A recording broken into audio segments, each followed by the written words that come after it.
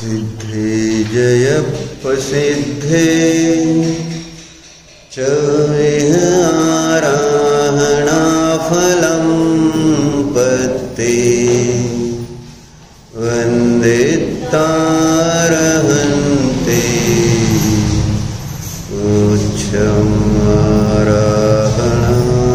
उच्चमाराहणाकंसो। विभाव परिणामाचं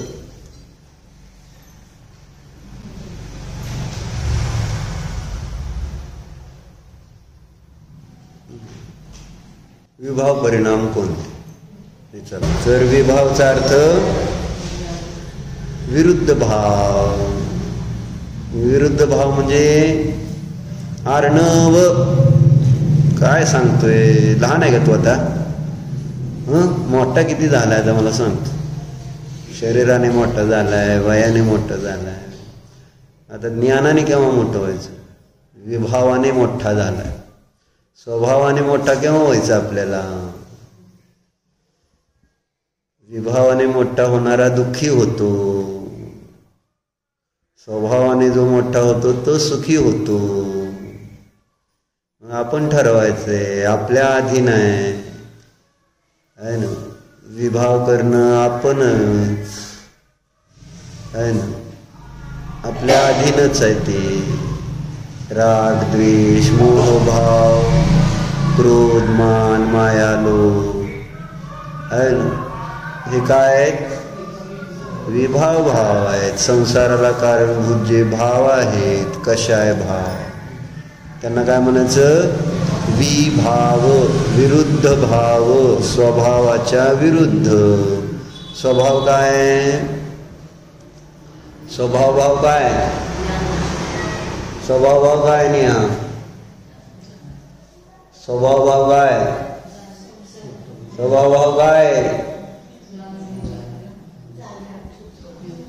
समता भाव. आता रागद्वेषाच्या अपेक्षेने चर्चा विचारली. जर रागद्वेष विभाव आहे तर स्वभाव काय? समता. असं आहे ना.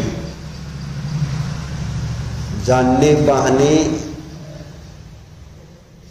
रूप क्रियेलाच समता म्हणतात, हे आपल्याला समजून घ्यायचं. समता म्हणजे वेगळं काय अजून? हे समता भावाला आपण नास्ती रूपाने सांगतो. रागद्वेष न करणं त्याचं नाव समता भाव. पण समता भाव हा आस्ती रूपाने सांगायचा म्हणजे काय? जेव्हा केवळ जाणतो पाहतो तर त्यावेळेस तो रागद्वेष नाही आहे तिथं, म्हणून ती जाणणे पाहण्याच्या क्रियेलाच समता. मात्र जाणणे पाहणे त्या क्रियेलाच समता भाव म्हणतात. किंवा त्यालाच उपेक्षा भाव म्हणतात, किंवा त्यालाच माध्यस्थ भाव म्हणतात. असं आहे. कळलं का?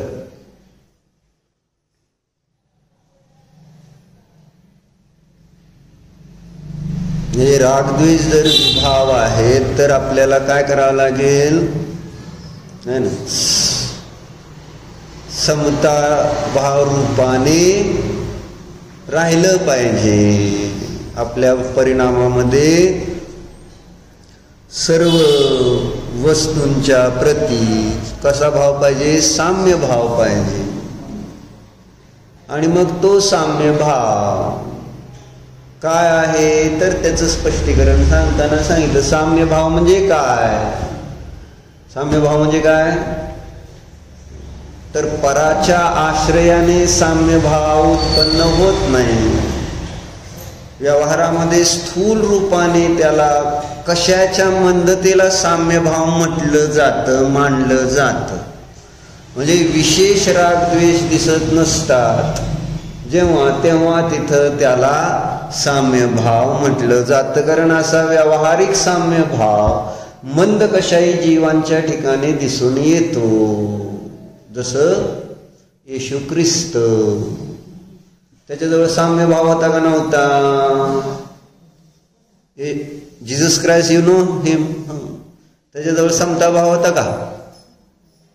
माहिती नाही. मग काय माहिती आहे त्यांच्याबद्दल? काय मुलं आजकाल जनरल नॉलेज झिरो आहे का? काय वाचन नाही, काय नाही, सारखं रील्स बघत बसायचे म्हटल्यावर त्यातनं जनरल नॉलेज वाढेल का? मला सांग. म्हणजे काय आहे, कसं आहे जग, काय जगात लोक काय, त्यांच्या मान्यता काय, वाचनच कमी झालं. जसं वाचन कमी होईल तसं तसं त्रास वाढणार आहे, त्रास. कारण वाचनाचा अभाव म्हणजेच कशाचा अभाव? ज्ञानाचा अभाव. करेक्ट उत्तर मला हे अपेक्षित, अभिप्रेत. वाचन नाही म्हणजे ज्ञान नाही, आणि ज्ञानाचा अभाव म्हणजे अज्ञान, आणि अज्ञानच दुःख असतं. आर्णव समजतंय काय? वाचत जावा रे, सारखं वाचत जा. काय असेल ते वाचणं महत्वाचं आहे. थोडं पेपर वाचावा, शास्त्राचं असं काय नाही. माहिती आपल्याला असली पाहिजे ना आपल्या आजूबाजूला काय चाललं. पण त्या मोबाईलमध्ये बुद्धी घुसल्यानंतर आजूबाजूचं कोणाला कळते का काय चाललंय? मराठी त्याला काय झालं वाचायला नाही तर मग अवघड होईल की त्याचं. दुकानात गिऱ्हाईक करताना अवघड होईल. माहिती ठेवावं लागते मराठीची, नाहीतर राज ठाकरे खवळेल, बाकी काय नाही. म्हणजे जसं तिकडं कर्नाटकमध्ये कंपल्सरी बोर्ड सगळे कन्नडमध्येच असतात ना, तसं तर महाराष्ट्रामध्ये त्यांनी तसं चालू केलेलं होतं ना. शहरांमध्ये सगळे बोर्ड जे दुकानाचे आहेत ते कंपल्सरी मराठी आहेत, आणि मराठी नाही वाचता आलं तर मग अवघड होईल का नाही. कटिंगला जायचं म्हणून कुठल्या दुसऱ्याच दुकानात गेला मिठाईचे तर अवघड. मराठीत लिहिलेलं वाचता येत नाही असं. तर चर्चा काय चालली? वाचन नाही तर ज्ञान होणार नाही, ज्ञान नाही होणार तर दुःख आहे ना, त्याच्याशी अविनाभावी आहे. अज्ञानाचा आणि दुःखाचा अविनाभाव संबंध. जिथे अज्ञान आहे तेथेच दुःख आहे. पण अजून हे इक्वेशन सुटलेलं नाही. म्हणजे अज्ञान आणि दुःख असं व्याप्ती भासित होत नाही. त्यामुळं अज्ञान दूर केलं पाहिजे, सम्यक ज्ञान केलं पाहिजे असं वाटत नाही. अज्ञान राहिलं म्हणून बिघडत नाही. त्यातल्या त्यात कशाचं? धर्मासंबंधीच. धर्मासंबंधीचं अज्ञान राहिलं म्हणून काय बिघडतं का? किती काय फरक पडतोय? नाही आपल्याला कळलं देव काय, गुरु काय, धर्म काय, सत्तत्व काय, पदार्थ काय, द्रव्य काय, अनेकांत काय, साधवाद काय, या गोष्टी नाही कळल्याला काय फरक पडतोय संसाराला? चाललायच की संसार चांगला. त्याच्याशिवाय सुद्धा सगळे असे कितीतरी संसार चाललेत. माझा पण चाललाय, त्यांचा संसार जसा चाललाय तसाच आपला चाललाय, बाकी काय नाही.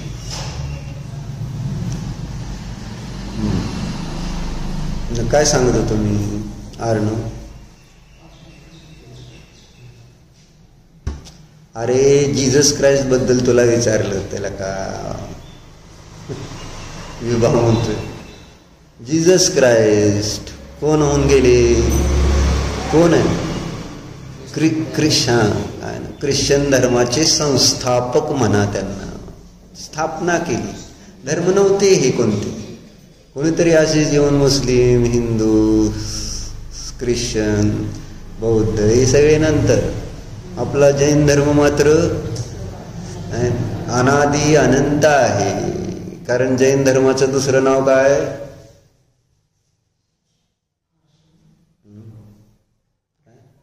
हर्ष. हर्ष म्हणजे काय? सगळ्यांचंच हर्ष आहे. जैन धर्माचं दुसरं नाव काय?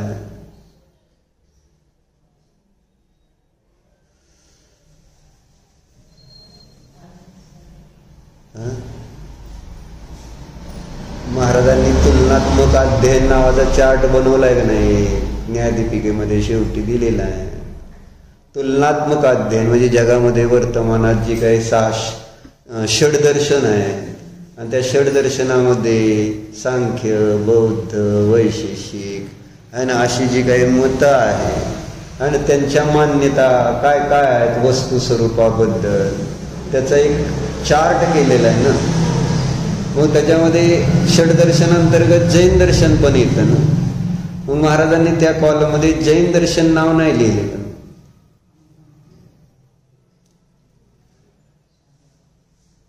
कोण तुमच्या जैनाचंच अनेकांशी अद्वैत मानणार.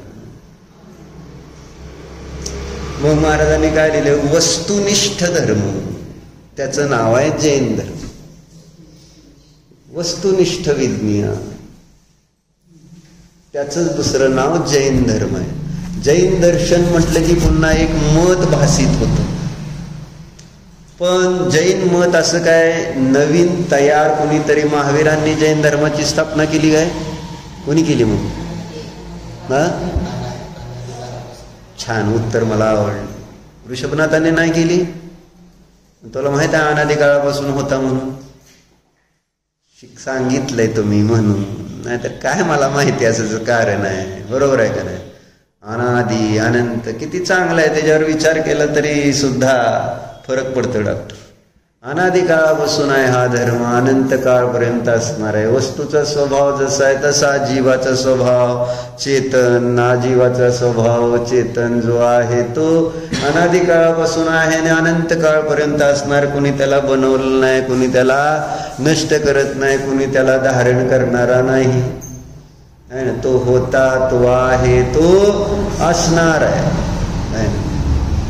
म्हणजे इथं जिन धर्माचे कोणी संस्थापक नाही आहेत, कोणीतरी स्थापना केली. एक मान्यता आहे महावीरांचं, आता तीर्थशासन चालू आहे म्हणून महावीरांचा जैन धर्म असं एक मानलं जातं आहे ना. परंतु वास्तविकता तशी नाही. मग ह्या जीसस क्राइस्टनं काय केलंय, ख्रिश्चन धर्माची स्थापना करताना आहे ना, मूळ धर्म ज्यांनी स्थापन केला आहे ना, त्यांचा बेस काय आहे, सगळ्या धर्माचा बेस काय आहे? धर्माचा बेस धर्मस्य मूलम दया. हा सगळ्या धर्मांचा एक कन्सेप्ट होता किंवा आहे ऍक्च्युअली. कारण जो धर्म दया ज्या धर्मामध्ये आहे त्याला धर्म नावच येत नाही ना, दयेशिवाय. कारण दया आहे तिथंच जीवांना सुख आहे, शांती आहे, समाधान. जिथे दयाच नसेल तिथं शांती असेल का, मला सांग. एक साधं लॉजिक आहे ना, लॉजिक्स आहे ह्याच्यामध्ये. म्हणून कोणाचाही धर्म असू दे, सगळ्यांच्या धर्माचा बेस एकच आहे. म्हणून आपल्याकडे सांगितलं धर्मस्य मूलम दया. म्हणजे जिन धर्माचं मूळ दया आहे असं नाही. आज ज्यांनी आपल्या क्षयक्षम ज्ञानाने कल्पना करून धर्मची व्यवस्था, वस्तूची व्यवस्था आणि धर्म काय त्याच्यामध्ये सांगायचा प्रयत्न केला, त्यामध्ये जीव मात्राला सुखी करण्यासाठी काय, विशिष्ट एकाला स्वतःला सुखी करण्यासाठी. कॉमन फॅक्टर बघितलं तर सर्व जीव मात्रांना सुखी करण्यासाठी वस्तूची व्यवस्था सांगितली प्रत्येक दार्शनिकाने. आणि सुखी केव्हा होणार अर्णव जीव, केव्हा होणार? जर मला भीती नसेल आहे ना तर मी सुखी राहणार. जर भीती राहील तर मला सुखी राहील का? आणि भीती कशाची, मला कोण मारल काय, ही भीती सगळ्यालाच आहे ना. आणि जर सगळे जर त्या ठिकाणी दयेचं पालन करतील तर भीती राहील का मग कोणाला? व्यवहार सांगतो, व्यवहार धर्म सांगतो. म्हणजे भीतीचं आपल्या जवळचं मुख्य कारण काय?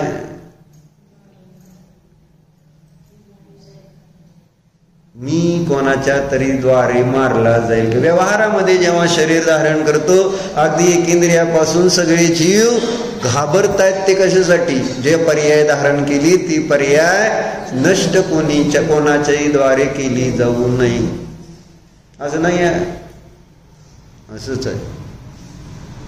कारण सगळ्या जीवाला जगायचंय. शरीरात आहे ना, शरीर मिळालंय तर शरीरच जीव मानून बसलेला आहे. आणि त्या शरीराला टिकवणं, शरीरात जगणं राहणं म्हणजेच त्या ठिकाणी तो जीवन मानतो.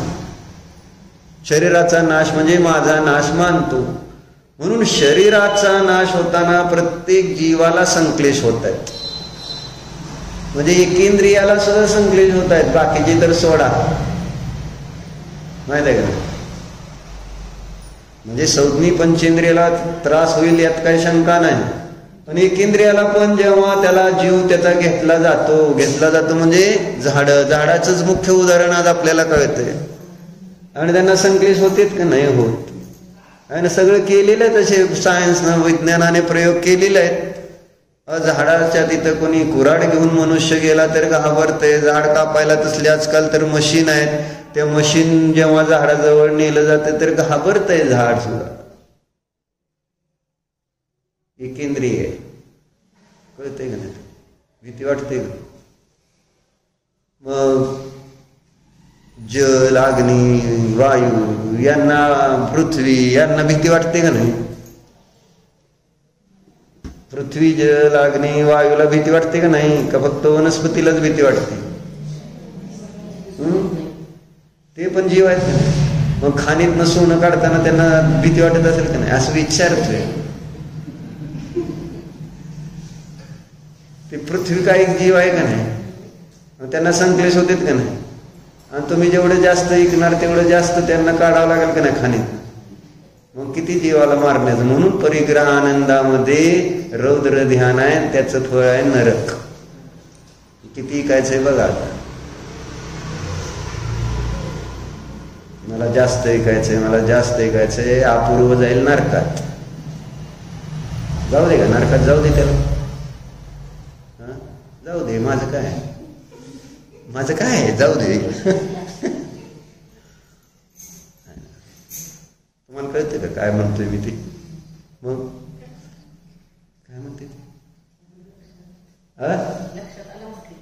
काय लक्षात आलं? काय लक्षात असलं लक्षात येऊन काय उपयोग आहे का? तीच सकाळी सांगितलं नाही. नुसतं लक्षात येते की सगळ्याला. गाडी कशी चालवायची लक्षात आली म्हणून काय गाडी चालवता येते काय? रोटली कशी करायची लक्षात आलं म्हणजे काय रोटली करता येते काय? अरे ती करावी लागते, रोटली करावी लागते. त्याला रोटली काय? आपण रोज तुला बघतोय ना रोटली करताना. तुला येते का रोटली करता? पण तुला रोटली कशी करायची इथं तर तुला ज्ञान आहे का नाही? मम्मी काय करते? पहिल्यांदा कणिक घेते, त्यानंतर काय करते आहे ना, ते पाणी टाकते, मग त्याच्यात लोण टाकत असेल, काय मीठ टाकते, काय असेल ते तुम्ही खाता ते, हा ना. मग त्याच्यात ते असं हे करते आहे का नाही, मळते. मग त्याच्यानंतर लोई करते त्याची तयार, बरोबर आहे का नाही? त्यानंतर ती पोळपोटवर ठेवती, बरोबर आहे का नाही? एक वेलन नावाची वस्तू असते आहे ना, नवऱ्यासाठी आणि रोटलीसाठी, दोघांसाठी आहे ना, बरोबर आहे का नाही? आणि पोरांसाठी पण असते म्हणा मधनं. बसलाय का कधी वेलनाचा तडाखा तुला? नाही का? तर मग ती वेलनाने काय करते? अशी करते, लाटते का नाही? बरोबर. त्यानंतर काय करते? ती गोल झाली की अशी ती तव्यावर उचलून ठेवते का नाही? बरोबर आहे. मग नंतर काय करते?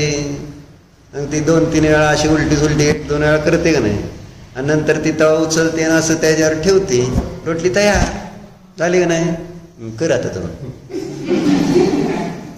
नाही म्हणजे आता इतकं सगळं सांगितलेलं सगळं आता व्यवस्थित झालं की नाही? आता एवढं परफेक्ट आहे म्हटल्यानंतर आता रोटली करायला घेतली तर साधं मळता येणार नाही, माहिती आहे? पहिली जी स्टेप आहे तीच येणार नाही. पहिल्या स्टेपमध्ये पाणी किती टाकायचं हीच कळणार नाही. एकतर काय ते पातळ होईल नाही तर एकतर घट्ट होईल, अशी अडचण. म्हणजे किती प्रमाणात पाणी टाकलं म्हणजे ती व्यवस्थित रोटली बनण्यासारखी तयार होते. हे तुम्ही अभ्यास करावा लागतो तर ते होणार आहे. समजलं म्हणून काय ते नरकात जाईल म्हटल्यावर असं कळतं का? म्हणजे सांगत काय आहात तुम्ही पिऊताई?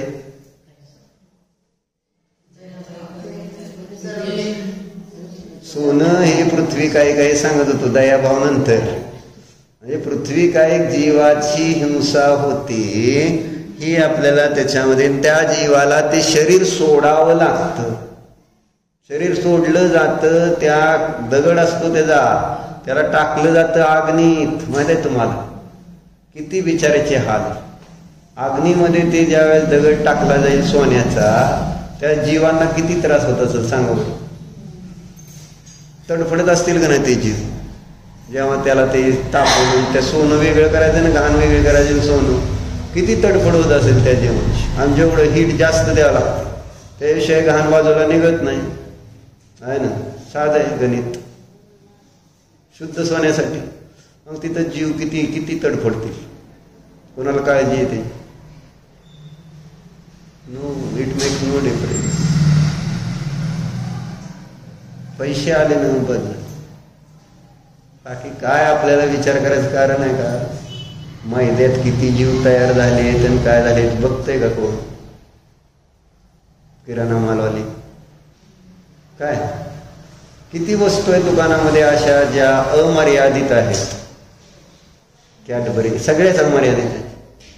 गहू ज्वारी पण सगळ्या नसतेत ग, हे मला सांग. पण आज जे रेडीमेडच्या जमान्यामध्ये बघितलं, शेव काय, फरसाण काय, म्हणजे काय काय गोष्टी, आणि पुन्हा नवीन तंबाखू काय त्याच्यात जोडीला. म्हणजे त्याच्याशिवाय आपलं पोट भरत नाही. फार महत्वाच्या गोष्टी विकावं लागतं. डॉक्टर शॅम्पू काय सगळं विकावं लागणार का नाही? त्यात भक्ष अभक्ष शॅम्पूच असलं काय बघायला लागतंय का? मागितलंय तर द्यावं लागतंय ना गिरायकाला. काय करणार आता? कॉस्मेटिक्स अर्धे सगळे स्वच्छ शुद्ध आहेत का सगळे कॉस्मेटिक्स? शेण वगैरे, शेण नाही शेंट वगैरे. म्हणजे किती जीव जीव मारतात. त्रस ही तर एकेंद्रियाचं सांगतंय. म्हणजे एकेंद्रिय जीव, त्याला शरीर आहे, त्याचं शरीर सुटताना त्यालाही दुःख होतं. कारण जर मी पर्याय मूड आहे तर तो पर्याय मूड नाही का? नाही, त्याला पर्याय मूडताच आहे. फक्त त्याला काय विवेक कुठं आहे? किंवा शरीर आणि मी वेगळा आहे म्हणून संधी तर कुठं आहे त्याला? तिथं कर्माने संधीच देत नाही तिथं तसा विकल्प करण्याची. आर्णव काय सांगत? आपण काय निगोदी जीवासारखं आहे काय? कळतं रे आपल्याला इथं काय चाललंय काय नाही. लक्ष दिलं तर कळतं की काय होतं. त्याला लक्ष द्यावं लागतं. म्हणून एकेंद्रियांना दुःख होतंय शरीर सोडताना. द्विंद्रिय जीव भक्त वनाळ्या वगैरे त्यांना पण किती दुःख होतं. त्रिंद्रिय जीवाला तर दुःख होताना दिसतंय. मुंग्या वगैरे पायाखाली आल्या इकडं तिकडं. हे शरीर सोडताना कोणाला दुःख होत नाही. आता इथंच तर मग फरक पडायला लागला आहे ना. म्हणजे बाकीच्या जे दार्शनिक आहेत, मतवाले, त्यांना जीव जाती माहिती नाही. म्हणून आपल्याकडं कर्णाने योगांतर्गत जो जीव समास नावाचा विषय येतो की ज्याच्या आधाराने सगळे जीव त्याच्यात गर्भीत होते आहे ना. असं नाही की काही जीव सुटून राहतील. संसारातले सगळे जीव 14 जीव समासामध्ये येऊन जाते शॉर्टमध्ये आहे का. मग त्यामुळं इथं सगळ्या जीवांची रक्षा करण्याची चर्चा जिनधर्मामध्ये. म्हणून आपला धर्म अहिंसा परमो धर्म म्हटला जातो. म्हणजे इथं बारक्या बारक्या जीवांना पण व्हॅल्यू दिलेली आहे तेवढीच. पण आता ख्रिश्चन धर्माची तुम्हाला मागं सांगितली ती एक चर्चा. त्यांनी फक्त माणसांना जीव मानलेला आहे आणि बाकी सगळे ते माणसांच्या सुखासाठी आहेत. ते सगळे जीव त्यांना जीव म्हणून व्हॅल्यू दिलेली नाही आहे. माणसाच्या जीवाला जी व्हॅल्यू दिली ती व्हॅल्यू इतर जीवांना, मासे वगैरे हे सगळे खात असताना त्यांना त्याच्याबद्दल म्हटलं कसं काय खाते तुमचं? जर असं एका एजंटला विचारलं होतं, ख्रिश्चन एजंटला, तर नाही म्हटले ते माणसांसाठीच असते, खाण्यासाठीच असते. ते जीव नसतात, म्हणजे त्यांना तसं काय प्रॉब्लेम नाही आहे. तो परस्पर उपग्रह म्हणून आहे ना, त्यांनी आपण त्यांना खायचं असतं, अशी त्या जीवाबद्दलची त्यांची कल्पना. पण माणसांसाठी मात्र जीव द्यायला तयार आहेत. माणूस म्हटलं तर तो जीव आहे, एवढं फक्त त्यांनी एक आपलं येशू जीसस क्राइस्टनं मांडलेला सिद्धांत कशासाठी सांगतोय, समता भाव. म्हणजे त्याला त्याच्या शत्रूंनी खूप त्रास दिलाय आणि हेच त्यांची मूर्ती आहे. जीसस क्राइस्टची मूर्ती कशी आहे, क्रॉसवर लटकलेली आहे ना. म्हणजे तो जीसस ही वॉज नॉट, तो एक ईश्वर अवतार होता असं जे त्या सगळ्या लोकांच्या मनामध्ये कल्पना तयार झाल्या होत्या. म्हणून त्या जीसस क्राइस्टच्या विरुद्ध असणारे जे लोक होते आणि त्यांनी मुद्दामून दाखवून द्यायचं होतं त्यांना की हा कोणी देवता किंवा देवाचा पुत्र वगैरे नाही, हा कॉमन मॅन आहे. आणि म्हणून त्या जीसस क्राइस्ट बरोबर 2 चोरांना पण लटकवलं होतं क्रॉसवर. जसे ते मेले तसाच हा मेला. जर हा देव असता तर काहीतरी चमत्कार केला असता. म्हणजे हे त्यांना दाखवायचं होतं कोणाला, विरोधकांना, जे त्याच्या तत्वाला विरोध करत होते किंवा जो एक त्यांचा सनातन धर्म चालत आलेला असतो, आर्ष परंपरा, त्या आर्ष परंपरेतून यांनी थोडंसं बाहेर काढायचं प्रयत्न करत होते. ज्यांनी असं केलं त्यांना त्रास दिला गेलेला आहे आर्ष परंपरेतनं बाहेर पडताना.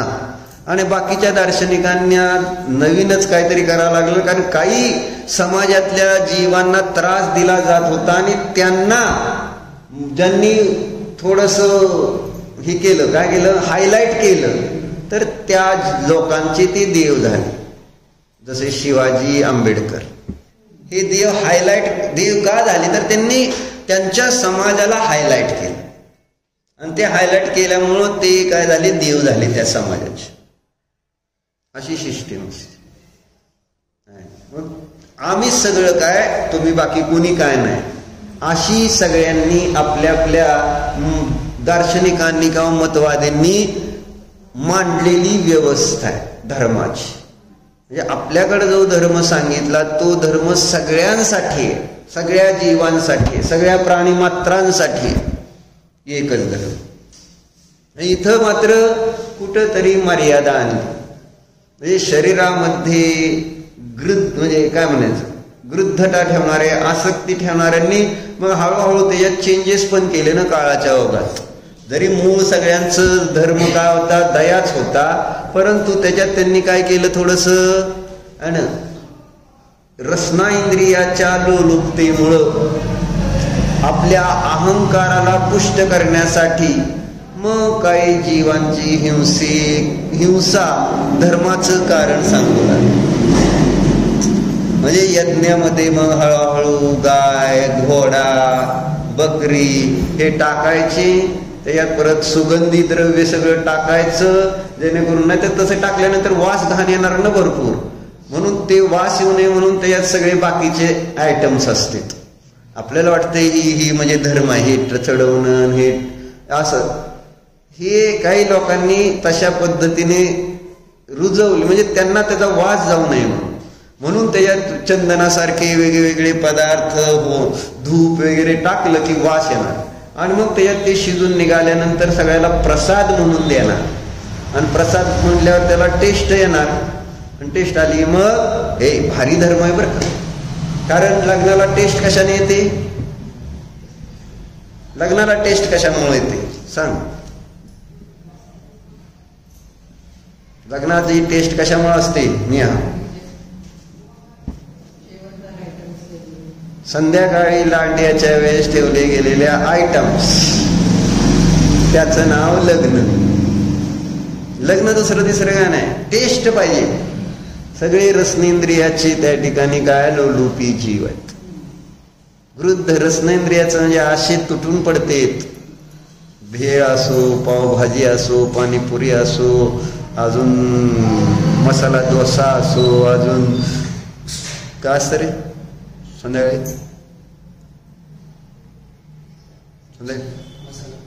मसाला पाव, अजून बर्गर, अजून इडली सांबर वडा, हा पिझ्झा असतो का संध्याकाळी? असतं का? तू खाल्लाय का? त्याच्यासाठी तर जातो, बाकी काय काय नाही. जितके म्हणून म्हटलं ना, म्हणजे आपल्या धर्माचं प्रॉब्लेम हा झाला ना, आपल्याला लांब ठेवलं गेले, त्यामुळं आपण जास्त आसक्त आहोत.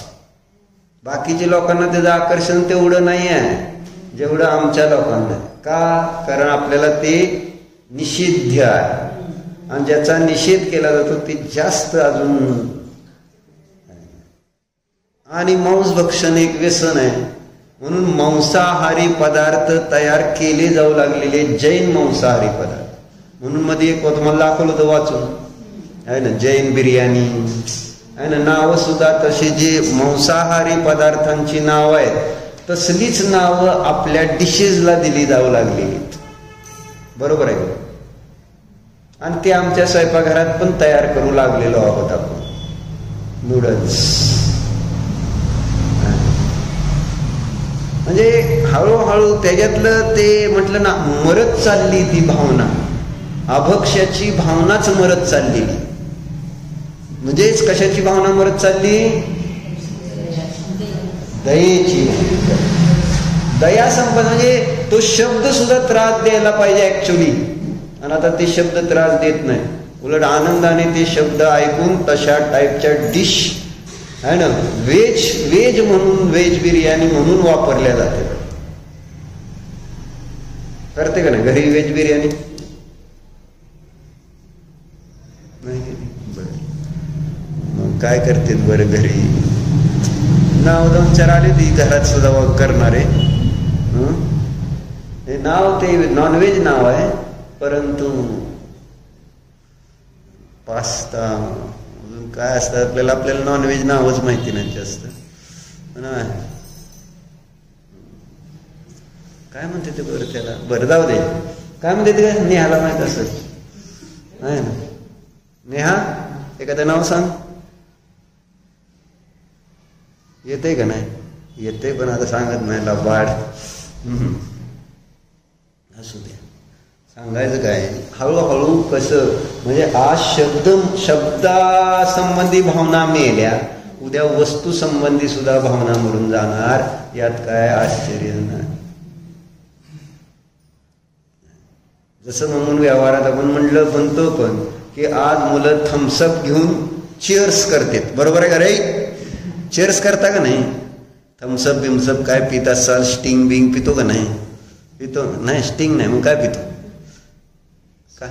स्प्राईट. अजून मग ते स्प्राईट दोघांनी 2 मित्रांनी ग्लासमध्ये घेतलं, परम नाही तू, आणि मग ग्लास अशी करता का? कधी केलंय का नाही? 100%. चिअर्स. मला ह्या ग्लासमध्ये आज आहे स्प्राईट आहे, आणि उद्या त्याच ग्लासमध्ये कधी दारू येते आपल्या लक्षात पण येत नाही. हे हळूहळू होणारे संस्कार. संस्कार कसे आले आपल्याकडं? आपल्याला असं वाटतं आहे ना, जेव्हा ते कच्ची मात्रा एकदम जास्त झाली ना, आजूबाजूला सगळ्याकडे झाली, त्यावेळेस आपल्याला ते कॉमन वाटतं. मग हे काय माझं चुकीचं आहे असं वाटत नाही. अशी अवस्था होऊन जाते. पण कुठून शिरलंय ते, त्याला पहिल्यांदाच थांबवणं का महत्वाचं होतं. आणि म्हणून सांगितलं जातं, पूर्वी घरामध्ये बिस्किट बाहेरचा कुठलाही पदार्थ आणायचाच नाही, आहे ना. हा पहिला नियम होता. बिस्किट सुद्धा आणायची नाहीत. पाव तर ब्रेड तर जाऊ द्याच. पाव ब्रेड तर जैनांसाठी अभक्ष्य. बेकरीतले पदार्थ जैनांसाठी 100% अभक्ष्य. पण जैन पाव आला की नाही आता? जैन खारी आहे ना, आणायची घरी पावभाजी करायची. जैन आहे पाव. अकलूजला जैन मिळतो, आणि मग कोणी गेले की फोन करून विचारते, हा अकलूजला गेलाय काय? मग माझ्यासाठी पण जैन पाव घेऊन या तिथून. असे जैन पदार्थ आणायचे घरी, म्हणून एक नाव त्याचं जैन. काय जैनत्व नाही आहे त्याच्यात. जिभेची लालसा फक्त पूर्ण करायची जैनाच्या नावाखाली, बाकी काय नाही. खेद आहे. तर काय सांगायचं? तर येतात पण तो खरोखरच येत नाही. तर आता काय कसं वादळ होतो, अग्निसमूह होतो, जलप्रलय होतो, त्यावेळेला ते विकार व्यक्त करतात का? हो करते. मग आम्हाने तर सगळं लिहिलंय त्याच्यावर चिंतन.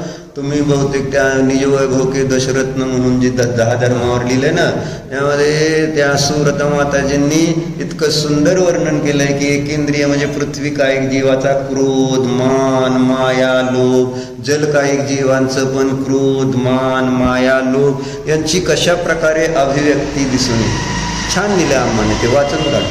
हे लक्षात येईल की कशा प्रकारे त्यांचा कशा अभिव्यक्त होत असं एक समजण्यासाठी. ॲक्च्युली त्यांचे कशा तेवढे तीव्र होत नसतील आहे ना, फक्त ते तशा पद्धतीची एक व्यवस्था आहे. अशी काही इतका असं, कारण त्यांना तेवढा बंदच होत नाही ना, आपण बघितलेलं आहे. कशांचा उद्रेक इतका तीव्र नाही की जेव्हा संज्ञी पंचेंद्रियाला जसा बंद होतो तसा. नाहीतर मग प्रलय आला आणि त्याच्यात अनेक संज्ञी पंचेंद्रिय मिळलं तर त्यांना 7व्या नरकात जावं लागलं एकेंद्रिय जीवाला. भूकंप झाला तर त्याच्यात अनेक जीव मरतेत म्हणून ते काय 7व्या नरकाचा आणि 33 बंद होतो का एकेंद्रियाला? होत नाही असं सांगायचं. म्हणजे एकेंद्रिय नरकात जातच नाहीत हो, ते सांगायचं असं आहे. ते रेंजच्या गतीत जातील नाही तर मनुष्य गतीत येतील. 2च गतीमध्ये. नरकात जात नाहीत एकेंद्रिय आणि स्वर्गात जात नाहीत. बरोबर आहे.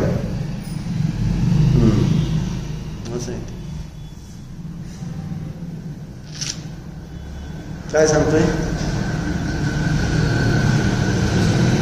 समता, व्यवहार समता भाव, दया भाव मग त्या येशू ख्रिस्ताजवळ नव्हता का? त्यांना जे क्रॉसवर लटकवलं ना ज्या लोकांनी, तर त्यांच्या प्रती पण त्याने द्वेष केला नाही. म्हणजे इतका डोक्यात तसला काट्याचा मुकुट घातला, माहित आहे का? सिनेमा येतील बघत जा रे हे असले सुद्धा. अरे त्याला किती, त्या जीवाला किती त्रास दिला. आणि त्या जीवाने काय केलं, म्हणजे जे दीनहीन गरीब लोक होते ना, की ज्यांना श्रीमंत लोक त्रास द्यायचे आहे ना, त्यांचा उद्धारक तो झाला होता. म्हणजे अशी दरी जी झाली होती तिथून. एक श्रीमंत अतिश्रीमंत त्यांचा परंपरेने आलेला धर्म.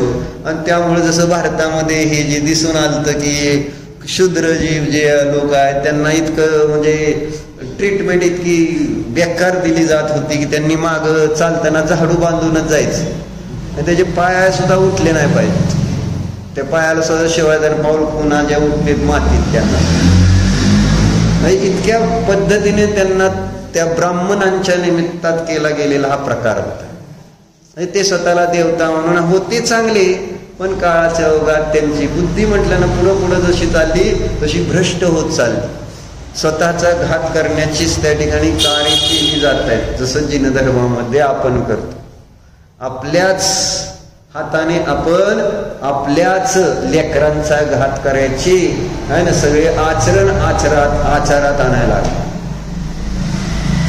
जसा अपूर्व मरायला लागला विचार, माहिती आहे तो.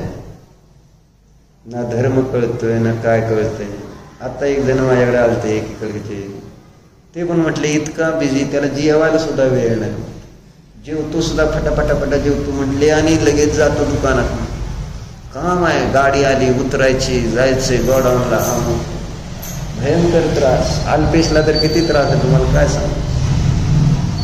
आणि संध्याकाळी सगळीकडे निघून जाते. एकटा अल्पेश, एल्पेश आणि एक नवीन मावशी असते तिथं. संध्याकाळी दुसरी ती संध्याकाळची मावशी आणि सगळे मग 3-4 आणि ते 9 पर्यंत काम करायचं. काम काय नाही. सकाळी उठलं की आंब्याचे शेत आंबरायत जायचं. तिथले आंब्याला झाडाला पाणी घाल, आंबे काढ. काय लय भयंकर. वेळच नाही, शास्त्राला यायला वेळ नाही, काय नाही. सकाळी आपलं तेवढं एकदा मस्त अभिषेक केला की सगळं पाप करायला मोकळा. बरोबर आहे का? वेळ आहे का सांग बरं अभिषेक त्याच्यात. मग आता एकदम सगळं पाप फेडण्यासाठी आता 17 दिवस शिखरजीला चाललेच. वर्षभराचं पाप एकाच रट्ट्यात संपून टाकायचं सिस्टेम.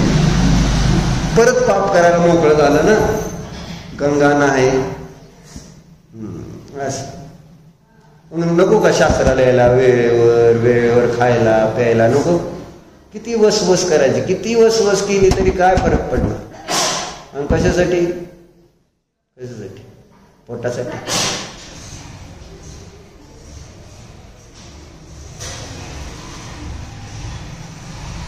म्हणजे होतंय का? त्याच्यानंतर त्याचा प्रॉब्लेम नाही मी ह्या सांगत की नैतिकचा ह्याच्यात घात होतोय. तुला माहित आहे का?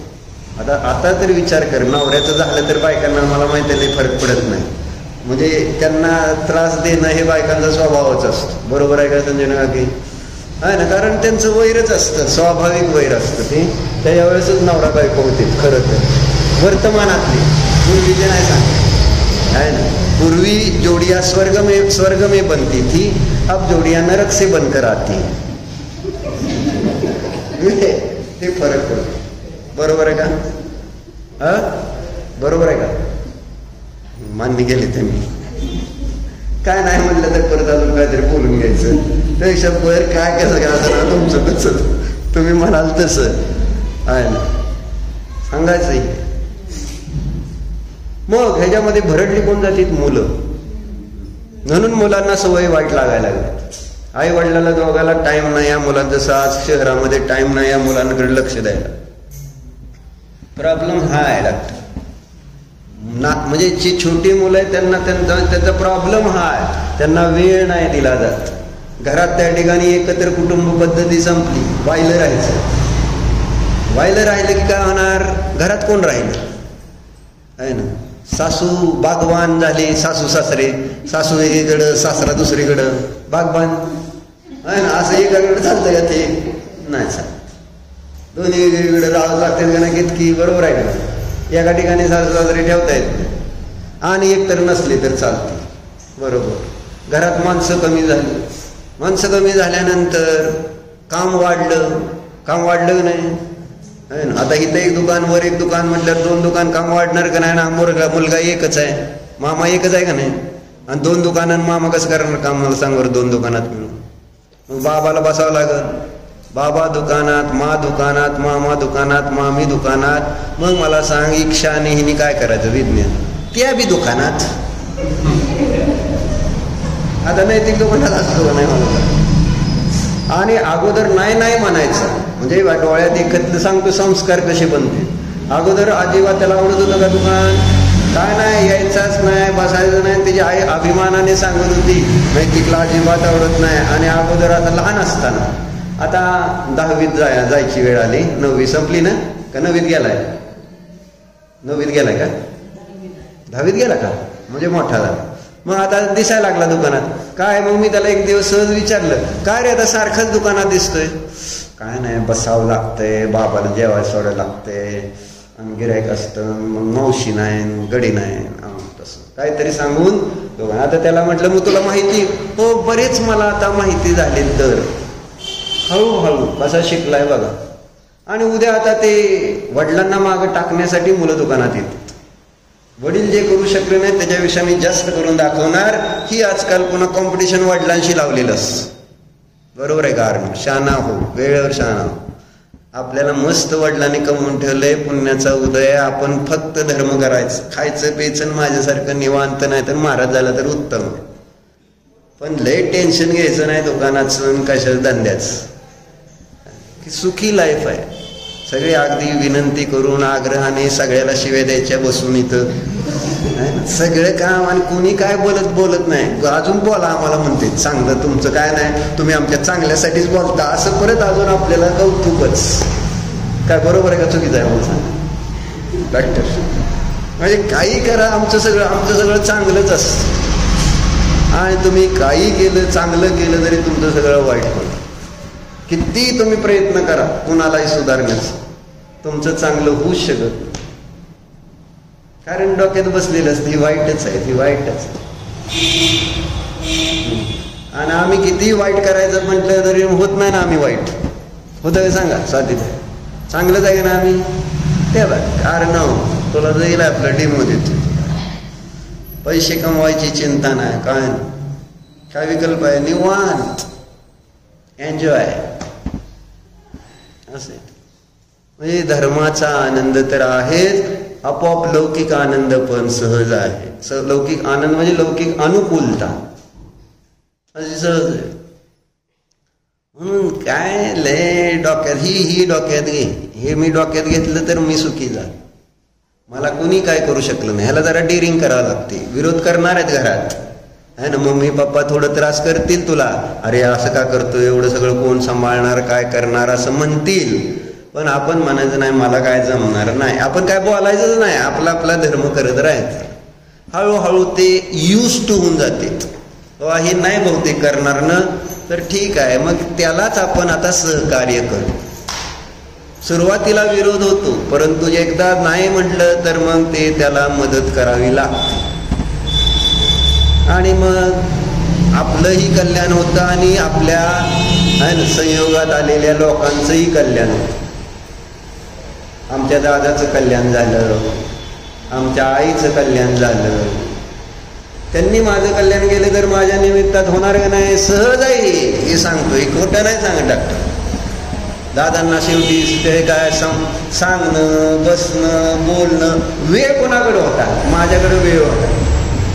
दुसऱ्या भावाकडे वेळ आहे का, वेळ दुकानात, आजारी दवाखान्यात आहे, वेळ किती, शेवटी दुकान बंद केल्याशिवाय वेळ देता येतोय आवडलेला, तर त्यावेळेस आजारी पडल्यावर देता येत नाही रे. आणि मी रिकाम आहे ना, मग दादाबरोबर फिरायला जायचं म्हटलं तर मी जाऊ शकत होतो ना, चला दादा फिरायला, चला, आपल्याला काय. म्हणजे त्यांच्याबरोबर मला सगळीकडे जाता येईल. एक जण घरात रिकामा पूर्वी पुरुष असायचाच, म्हणजे 5-6 जेव्हा 10-12 मेंबर घरात असायचे, एका माणसाच्या घरातलं काम लग्न जुळवायचे धंदा नाही करायचा. त्यांनी मुलींची लग्न जुळवून, आमच्या घरात काका होते ना, अभिजितचे भाव म्हणजे तेच काम करायचे आहे ना, सगळ्या मुलींची लग्न जुळवणं, शेती बघणं, व्यवसाय फार काय विशेष नाही, पण एक कामाला मनुष्य असायचं. मग बाकीच्यांनी प्रत्येकाचं काम वाटून वेगवेगळं, त्यामुळे सगळेजण रिलॅक्स. कुणाला फिरायला जायचं असलं तर रिलॅक्स असं होतं. मग बाईपाशी पण मी 1.5 वर्ष थांबू शकलो. 1.5 वर्ष कोण बाईपाशी थांबू शकताय का, असं आजारी पडल्यावर? तुम्ही थांबताय काय? कोणी थांबू शकणार नाही.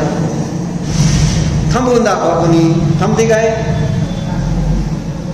नको, भाऊ खवळतोय, भाऊजोय काहीतरी म्हणते, जा माहेरी म्हणते तर जात नाही. म्हणजे हिला लय वेळा म्हटलं बाबा तेजश्री जात जाते का कधी माहेरी, बघितले का तुम्ही तिला? तुम्ही जात असाल पण ती कधी जात नाही. तुम्ही आता बंद केले म्हणा सोन्यामुळं,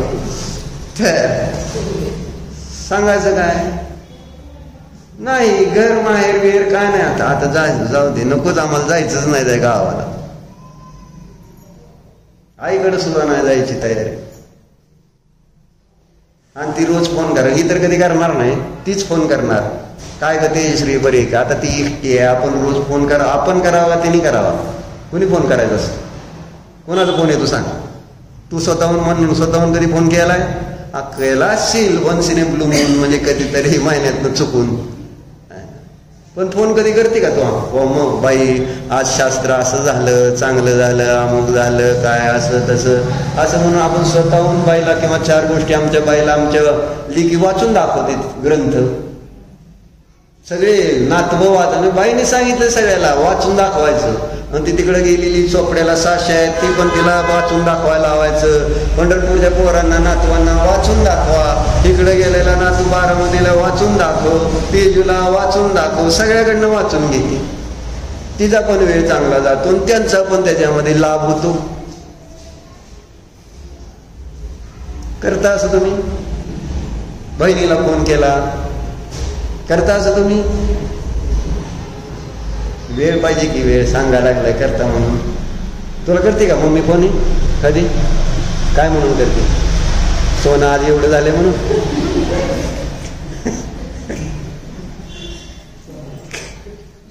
म्हणजे काय करतेत लोक हे मला म्हणत. का वाचून दाखवते तुला मम्मी काय, का तू मम्मीला काय वाचून दाखवते, का तत्वचर्चा करता? आणि रोज फोन असतो का? रोज असतो नसतो? असतो का? बरं, मग काय चर्चा विशेष सांग बरं, काय असते चर्चा? कोणतं शास्त्र आज पूर्ण केलं तुम्ही आत्तापर्यंत रोज फोन करून करून? म्हणजे एखादं शास्त्र वाचत असतील आणि ते पूर्ण झाले असं व्हायला पाहिजे का नको? आता आमच्या बाईने वाचून घेतले ना कितीतरी शास्त्र. कोणी शुद्ध ओम डायरी वाचून दाखवते, कोणी प्रवचनसार वाचून दाखवते, कोणी अजून कुठलं म्हणजे आता काय काय असे प्रत्येकाला एक एक दिलेले आहेत वाचायला वेगवेगळे विषय. मग अशी चर्चा चालते. बरोबर आहे का? मला सांगायचंय काय सांग, वेळ मिळतो एकटा असल्यानं, धर्म करायला लागल्यानंतर वेळ मिळतो आणि त्यामुळं मग त्यांना पण लाभ होतो. बरोबर आहे का? नाहीतर मग नैतिक होऊन जाणार, म्हणजे नैतिक अल्पेश होईल आहे ना. म्हणजे शीतल काकाच्या पुढची स्टेप अल्पेशच्या पुढची स्टेप मध्ये नैतिक जाणार. तुला बघायचं असलं तर तू किती म्हटली नाही नाही नाही, डोळे झाकून जर म्हटली नाही नाही माझं तसं नाही माझं तसं, उद्या बघ काय होतं. म्हणून वेळेवर सावध व्हायला पाहिजे की आपण काय करतोय, मुलांना कोणता मार्ग दाखवायला पाहिजे. म्हणजे ते सगळं सेकंडरी आहे, प्राथमिकता नाही आहे. जे संसार आहे ते जे व्यवहार आहे त्याची प्राथमिकता नको वाटली पाहिजे त्यांना धर्माची प्राथमिकता भासित झाली पाहिजे सगळीकडे, तर त्यांचं आपलं कल्याण. आणि ज्याला जर आपल्या धर्मापेक्षा संसारालाच महत्व देऊ लागले तर त्यांचं नुकसान आहेच आहे आणि माझं तर आहेच.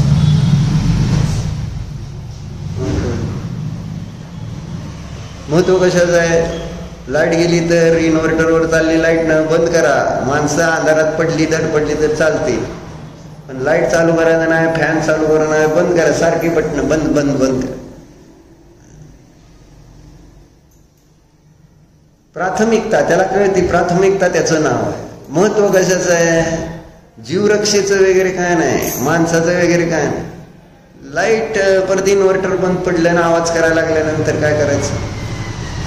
कुणाच्या डोक्यात काय, कुणाच्या डोक्यात काय, प्रत्येकाची वेगवेगळी कल्पना आहे. कुणाला काहीही. धर्माला प्राथमिकता आम्ही किती देतो, महत्व किती देतो? अर्णव सांग, किती महत्वाचा आहे धर्म तुझ्यासाठी?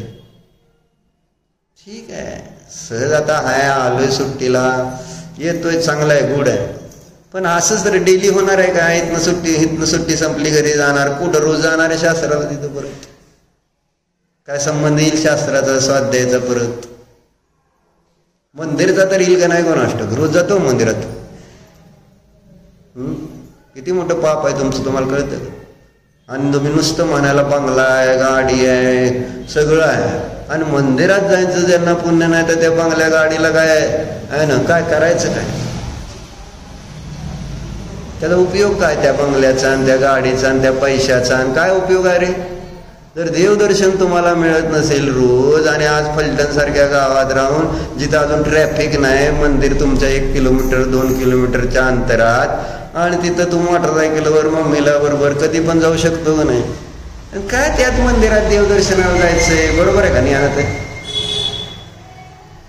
तूच जाते का नाही रोज? कोण असतो असं वाटायला लागले? मग जाते का रोज तू?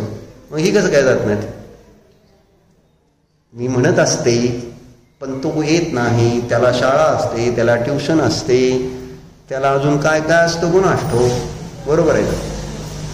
त्यामुळे त्याला जमत नाही. प्रत्येक आईचं रडगाणं हेच काय कितकित आहे, नाही जमत मुलांना, मुलं फार नाजूक. बरोबर आहे का? मुलांना अभ्यास महत्व किती आहे आणि मंदिराचं महत्व किती राहिलं? आणि मंदिरात शास्त्राला येणाऱ्या लोकांची चर्चा चालली, ही जर अजून बाहेरच्या नाही चालली. इथं शास्त्राला येणारे आपण ज्यांचं तुम्हाला वाटतं आमचं श्रद्धा नाही, त्यांची चर्चा, त्यांची गत अशी आहे. कुठपर्यंत कुठं चाललाय जर बघा. आपल्याला असं वाटलं नाही आपल्या मुलाने मंदिरात जायलाच पाहिजे, असं वाटतंय का? कसं जायचं? बरोबर आहे, कसं जायचं असा प्रश्न आहे ना. का जायचं? रोजच जायला पाहिजे का? जायला पाहिजे का नको मंदिरात? मग आता इथून गेल्यावर तर सोडू नको. काही झालं, मरण आलं तरी चालतंय, पण मंदिरात जायचं बंद करू नका. माहिती आहे का? मंदिरात देवदर्शन मिळत नाही, भाग्यानं मिळतं, किती लिहिलं देवदर्शनाचं महत्व. आणि जर त्या देवदर्शनाला आम्ही घेऊन एक साधी गोष्ट आहे ज्याच्यात तुम्हाला काही कष्ट नाही आहे, फक्त तिथपर्यंत जायचं आहे. आणि जर त्याच्यात सुद्धा आपल्याला जर प्रमाद असेल तर आपलं त्या ठिकाणी भवितव्य काय हे आपण समजून घ्यावं. याच्यावर भवितव्य चांगलं असेल का? ज्यांना देवदर्शन करण्याची संधी असताना देवदर्शन करण्याचे परिणाम होत नाहीत किंवा प्रमाद करतोय, त्याचं भवितव्य कसं आहे लक्षात घ्या. आपणच लक्षात घ्या. एक सामान्य आहे, म्हणजे भवितव्य पुढच्या जीवांचं खराबच होणार आहे. पंचम काळ पुढं चाललाय. त्यात ना अजून एक संधी आहे. जर ही संधी वाया घालवली ना तर मग आपण पण सगळे जीव जसे संसाराच्या त्या प्रवाहामध्ये वाहत चालले, मी पण कुठंतरी तिथं गटांगळ्या खात त्याच प्रवाहामध्ये वाहत असते. आज इथं आहे सगळं चांगलं आहे, पण उद्या हे नाही आहे आरण. या जन्मात मिळालं म्हणून पुढच्या जन्मात मिळणार नाही आहे सगळं. जर देवदर्शन करत नसशील तर, देवदर्शनाचा आळस करत असशील तर it's very bad, very very bad. एक वेळेस मांस खाल्लं तरी चाललं असतं, पण मंदिरात जात नाही म्हटलं त्यापेक्षा मोठं पाप आहे. माहिती आहे, इतकं भयंकर मोठं पाप आहे मंदिरात न जाणं आणि जवळ असतात. बरोबर आहे, पण महत्व वाटत का नाही त्यांना? मला ना का महत्व वाटत नाही? अगदी मग बायका आमचं काय सुद्धा नाही, आम्ही तर म्हणत असतो. लगेच बायका आपले चूक आपल्याकडनं त्यावेळेस आपल्याकडे चूक घ्यायची नाही. हो माझं चुकलंय, मी तसं करायला पाहिजे होतं असं म्हणू शकतो, पण तसं नाही. आम्ही सांगत असतो असं लगेच म्हणायचं. बरोबर आहे, पण असं करून नुकसान आपलं करून घेऊ नका. अजून तर ऐकते, मोठं झाल्यावर तर विषयच येत नाही. नवऱ्याला सांगितलं तर थोडंच नवरा करणार आहे रोज दर्शन? करणार आहे का सांग? करणार आहे का? नाही करणार. काय ऐकायचा विषयच येत नाही. बाकी सगळं ऐकेल पण दर्शन नाही करणारच, करायचं ऐकणार. कारण नवऱ्याला तेवढा आराम असतो. तू धर्म सांगितलं तर मी करणार नाही, बाकी तू पाय धुवायला लाव तर धुतो. म्हणजे असं होऊ शकतं. तू बाकी दुसरं काम सांग, पण मंदिरात जायचं ना असलं शास्त्राला जायचं तसलं काय बोलायला नाही मला. लगेच तिथं नवरोबा आणि मग बायको पण घाबरते.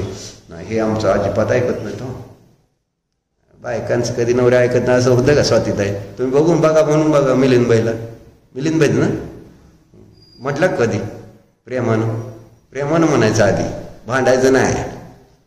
चला हो शास्त्राला असं म्हणायला पाहिजे का नाही? ऐका जरा, वाचा जरा, म्हणायला नको. तेच बाकी काय मला नको म्हणायचं. एक साडी नको, मला सोनं नको. काय करायचं या साडीला आणि सोन्याला? खायचंय काय ते? जे मग कामाला येणार आहे ते ना. जर धर्म केला तर त्याच्या डोक्यात शांती राहील, मग आपल्याला त्रास राहणार नाही ना. कशाय कमी होती, ऑटोमॅटिक सगळं संसार सुखाचा होतो. असा लाभ आहे त्याच्यात. पण तसं नाही केलं तर काय होणार? मग कशाय दोघांचे मॅच होत नाहीत, मग ते मग भांडण होत. बरोबर आहे, बरोबर आहे का नाही? मग ते सांग काय करणार. पण आता वेळ निघून गेली. नवीन आहे ना, त्यावेळेस बरोबर करू शकतो. आता काय नाही, आता काय करू पण नका, नाही तर डोक्याला परत तिसराच ताप व्हायचा. सांगतोय आपलं केतकी आहे ना. तुझं कसं आहे? बरं चाललंय का? मिस्टर बरे आहेत का? म्हणजे मंदिरात जाते वगैरे का? नाही ना, कॅज्युअल, इतकं कॅज्युअल. बघा म्हणजे जैन धर्माचा ऱ्हास कुठं होत चाललाय? इथं चाललाय, इथं. बाहेर काय असेल हे येतच नाही त्यांच्याकडे, लक्षात येते. म्हणून आपण चांगले राहा, आपल्या मुलांना ते पोचवा कुठंतरी धर्मापर्यंत, मंदिरापर्यंत प्रयत्न करून पोचवा. आणि प्रेमानं करा. जर तुम्ही द्वेषानं भांडण करून गेलं ना तर मग उलटं रिॲक्शन येईल. कारण धर्माच्या बाबतीत कोणालाही रस नसतो, इंटरेस्ट नसतो.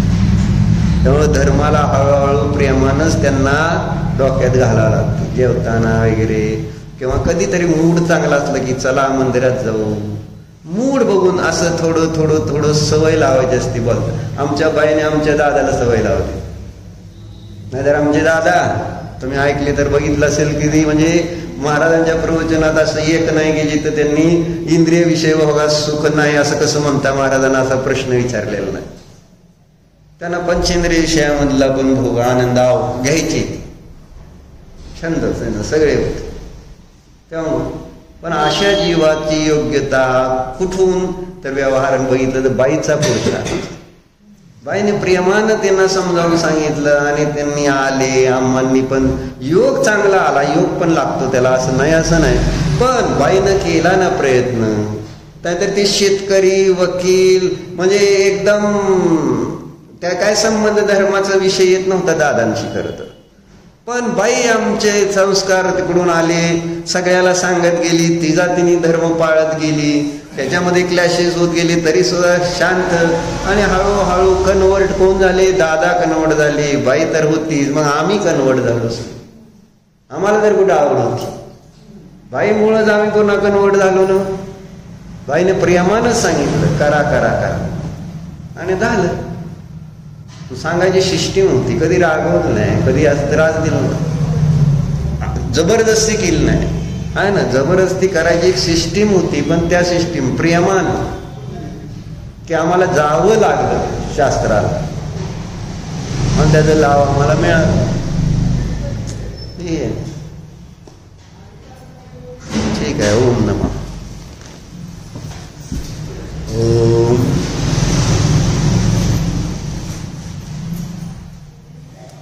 जाना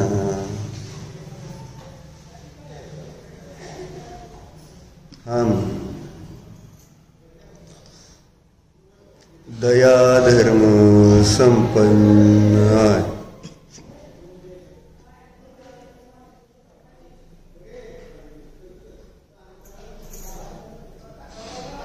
मी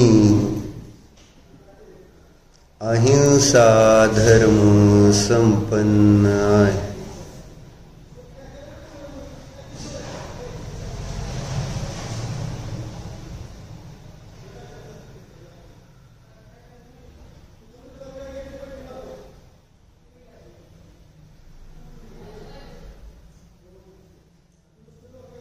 मी निष्कषाय आहे.